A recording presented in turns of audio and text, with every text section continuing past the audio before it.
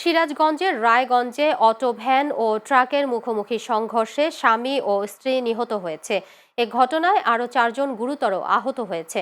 শুক্রবার রায়গঞ্জ উপজেলার ভুইয়াগাতি থেকে নিমগাছি গামী সড়কের খৈচালা নামক স্থানে একটি অটো ভ্যানের সঙ্গে বিপরীত দিক থেকে আসা একটি ট্রাকের মুখোমুখি সংঘর্ষ হয়। এতে অটো ভ্যানটি দুমড়ে মুচড়ে যায় এবং ঘটনাস্থলেই স্বামী স্ত্রী নিহত হন। আহতদের মধ্যে কয়েকজনকে শহীদ জিয়াউর রহমান মেডিকেল কলেজ হাসপাতাল বগুড়া এবং বাকিদের রায়গঞ্জ উপজেলা স্বাস্থ্য কমপ্লেক্স সহ স্থানীয় বিভিন্ন হাসপাতালে ভর্তি করা হয়। রায়গঞ্জ থানার অফিসার ইনচার্জ গোলাম কিবরিয়া জানান, খবর পেয়ে পুলিশ ঘটনাস্থলে গিয়ে মরদেহ উদ্ধার করে। দুর্ঘটনা কবলিত যানবাহন জব্দ করা হয়েছে। ঘটনার কারণ তদন্ত করে আইনি ব্যবস্থা নেওয়া হবে।